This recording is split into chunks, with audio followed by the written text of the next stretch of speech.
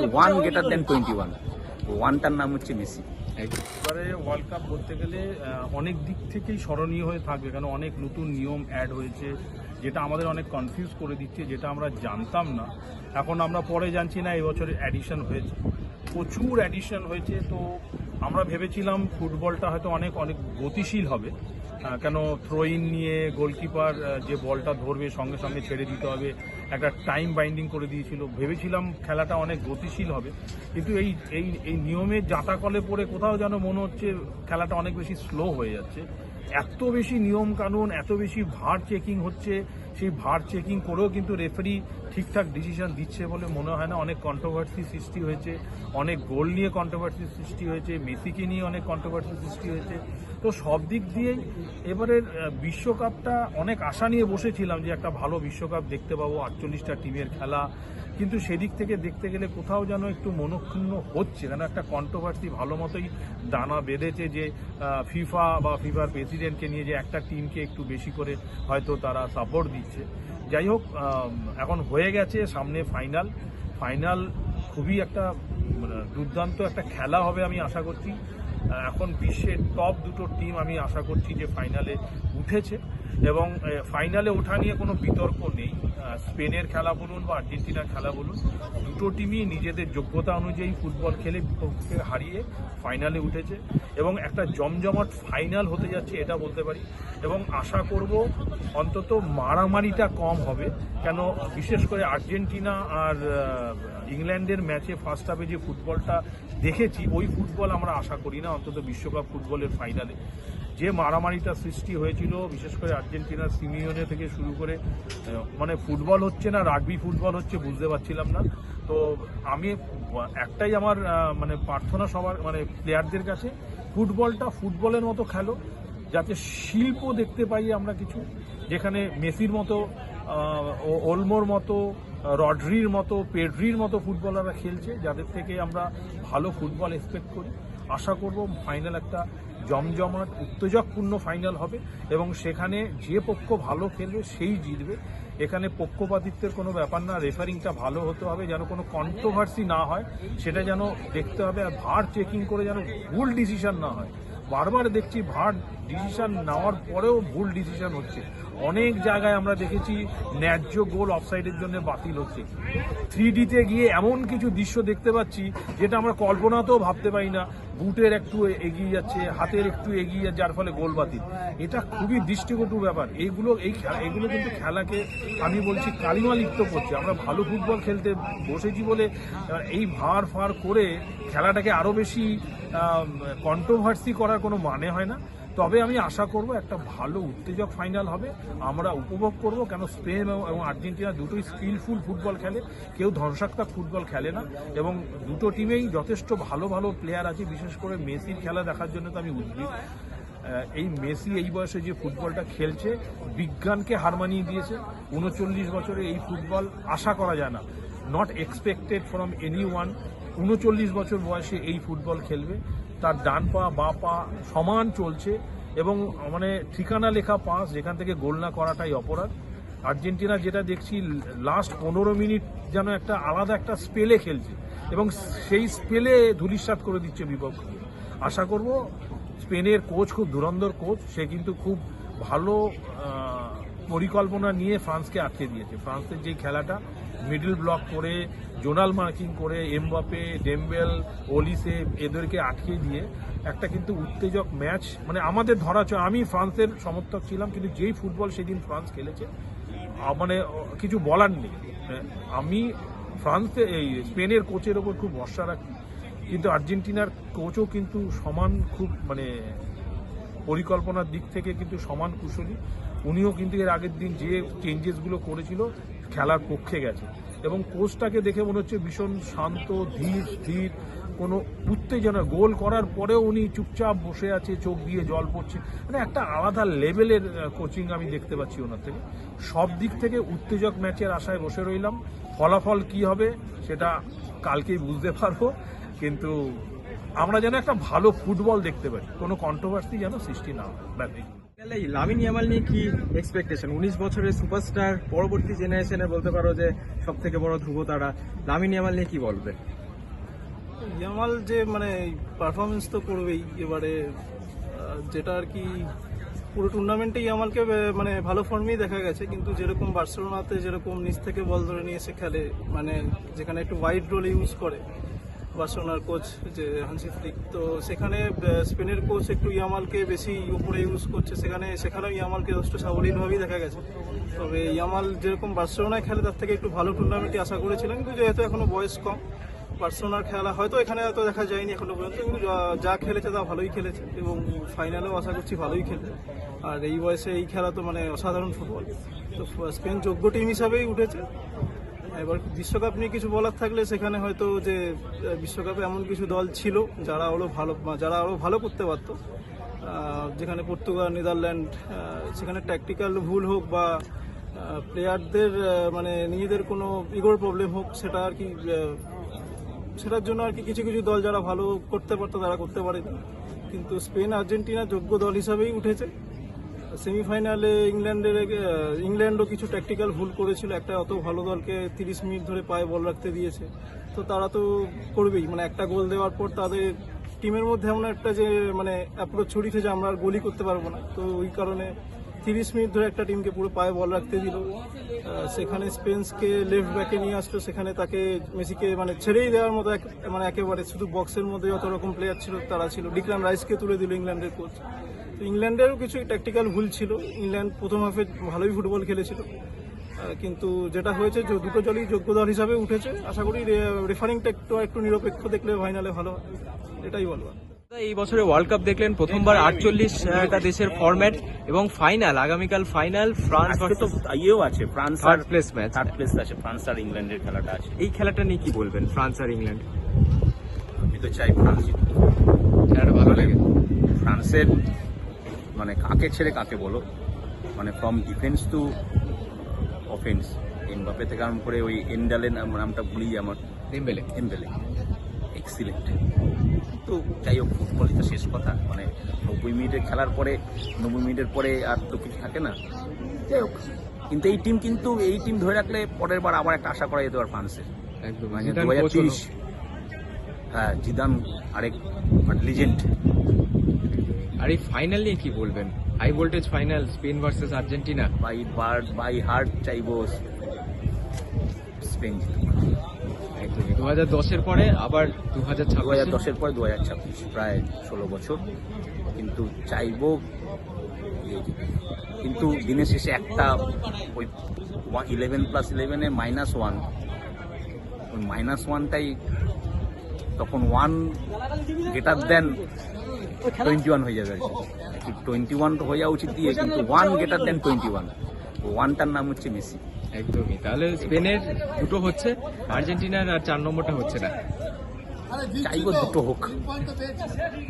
যখন Argentina, Messi ছাড়া তো কোনো কথা নেই, আর সবাই মেসিকেই পছন্দ করে, মানে as a player, as a man, being a man ও একটা হিউম্যান হিসেবে একটা বিরাট মাপের, মানে ওটা সত্যি একটা ভদ্রলোক বলি আমার মনে হয়।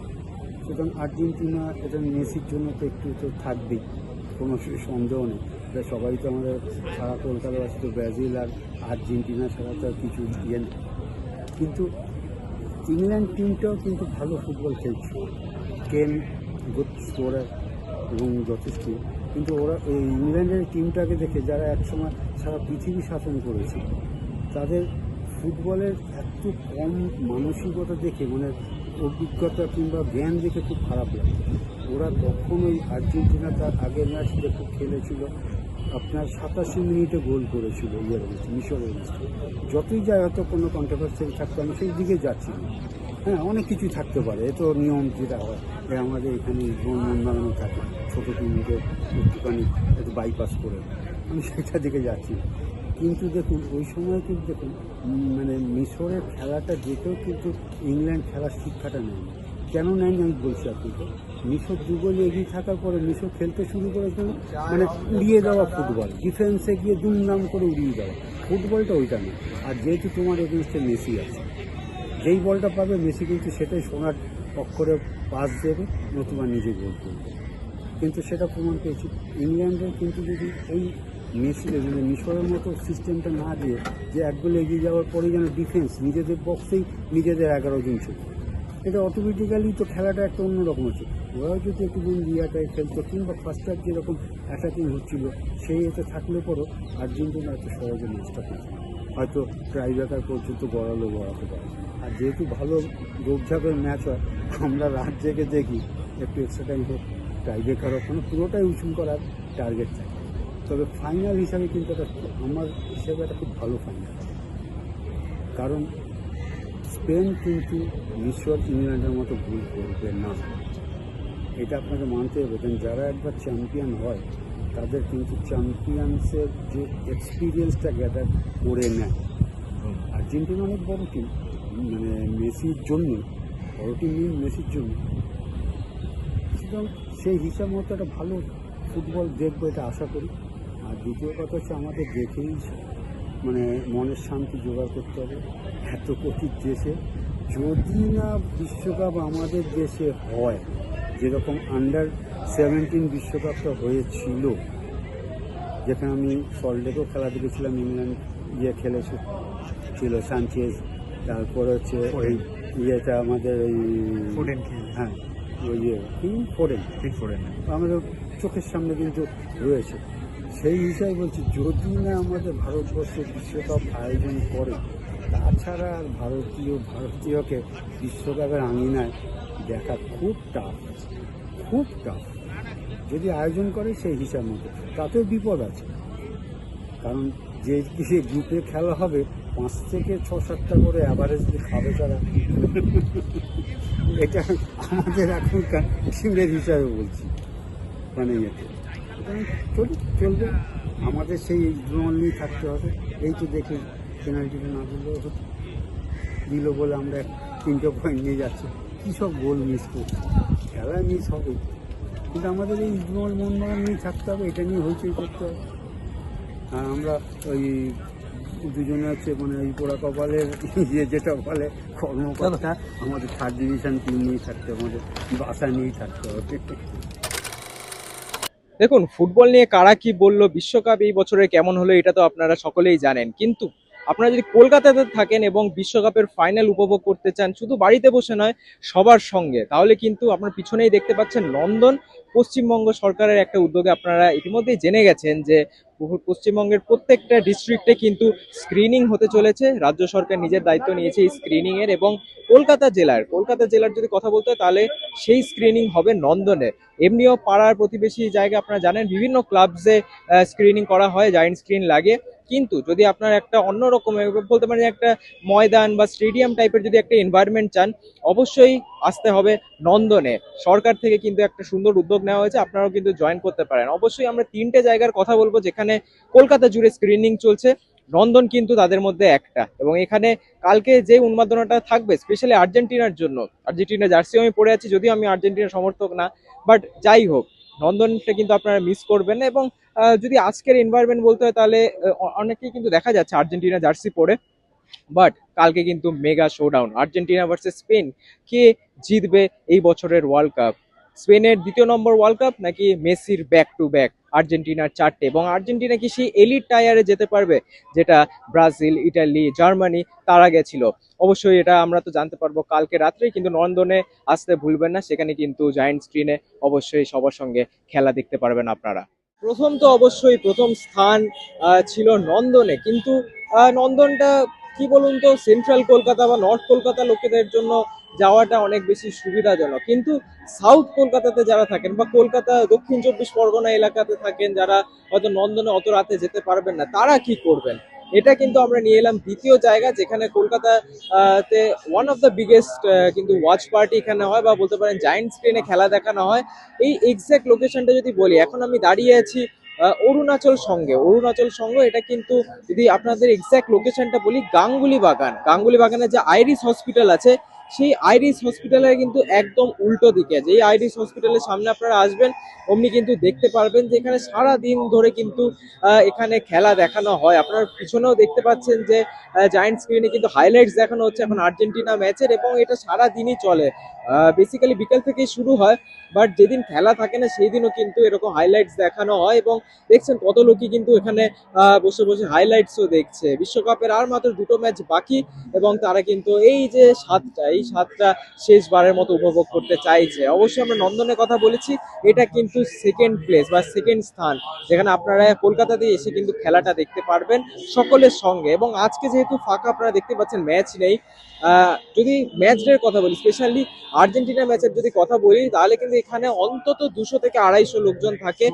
বেশ বড় পার্কটা বলতে পারেন, এটা মাঠের মতোই পার্ক আদলে বেশ বড়। এবং এখানে কিন্তু সারি সারি চেয়ার লাগানো থাকে এবং দাঁড়িয়ে দাঁড়িয়ে সবাই কিন্তু ভোর অবধি ম্যাচ দেখে, উপভোগ করে। আমার বাড়ি থেকে অ্যাকচুয়ালি এই জায়গাটা খুব কাছে, তাই এই জায়গাটা সন্ধান আপনাদেরকে দিতে পারলাম। তো নন্দন এবং গাঙ্গুলি বাগান এই দুটো জায়গা বললাম, এবং তৃতীয় জায়গার জন্য অপেক্ষা করবেন। একটু অন্যরকম জায়গা, হয়তো আপনাকে সেই তৃতীয় জায়গাটার জন্য যেতে হবে না, সেই জিনিসটা হয়তো আপনাদের সামনেই আসবে, বাট অবশ্যই তৃতীয় জায়গাটার দিকে নজর রাখুন। এবং তৃতীয় জায়গাটা যদি কথা বলতে হয়, বলেছিলাম যে বেশ একটা চমক আছে।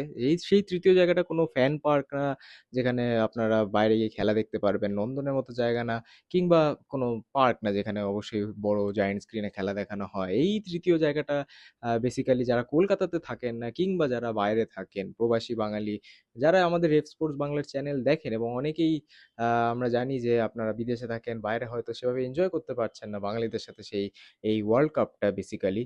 এবং হয়তো এই মিডিয়া লাইনে বা এই নিউজ পোর্টাল লাইনে হয়তো এরকম প্রথম আমরা আগামীকাল করতে চলেছি বেসিক্যালি ফিফা ওয়ার্ল্ড কাপ ফাইনালের এন্টায়ার ওয়াচ অ্যালং, মানে সেই 2 ঘন্টার ম্যাচ, তারপর যদি এক্সট্রা টাইম হয়, টাই ব্রেকার হয়, সেই পুরো ম্যাচের আমরা ওয়াচ অ্যালং করতে চলেছি। 12টা 20 থেকে, রাত 12টা 20 থেকে চলবে সেটা।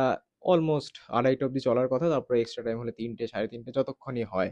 এবং এই ওয়াচ অ্যালংটা বলতে পারেন আমাদের এক্সপোর্টস বাংলার প্রথম ওয়াচ অ্যালং, যেখানে আমরা এরকম ম্যাচ চলাকালীন আপনাদের সাথে গল্প করব, আড্ডা হবে, এবং খেলা নিয়ে তো আলোচনা হতেই থাকবে। এবং যারা যারা এরকম থিম পার্কে যেতে পারছেন না, কিংবা কোথাও না কোথাও বাইরে থাকেন, বিদেশে থাকেন, বাংলার বাইরে থাকেন, তারা অবশ্যই আমাদের এই রেফ স্পোর্টস বাংলার শো বা লাইভে জুড়তে ভুলবেন না। কারণ আমরা হয়তো এইটা লাস্ট আমাদের এই ওয়ার্ল্ড কাপের লাইভ হবে, এবং এই ওয়ার্ল্ড কাপের লাইভটা একটু অন্য ধরনের করতে চাইছি। পোস্ট ম্যাচ শো হয় আমাদের, প্রি ম্যাচ শো হয় ম্যাচের পরে সেই রাত্রে বেলায়, বাট স্টিল আমরা চাই যে এইবারের ফাইনালটা একটা ওয়াচ অ্যালং এর মাধ্যমে আপনাদের সঙ্গে উপভোগ করব এবং থাকবোই। তাই এই যে আমাদের এই জায়গাটা, এরা বেসিক্যালি আমার স্টুডিও, যেখান থেকে আমরা সমস্ত লাইভ টাইভ করি, আমি বেসিক্যালি সমস্ত লাইভ করি।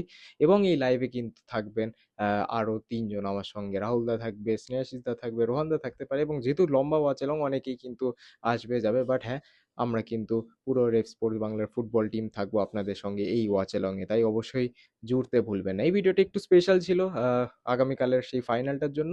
বাট হ্যাঁ, কেমন লাগলো জানাবেন অবশ্যই কমেন্ট সেকশনে, এবং আবারও দেখা হবে আপনাদের সাথে পরবর্তী ভিডিওতে বা কালকের লাইভে। তাই জুড়তে ভুলবেন না, এবং অসংখ্য ধন্যবাদ এই ভিডিওটা দেখার জন্য। দেখা হচ্ছে আপনাদের সাথে কালকের লাইভে।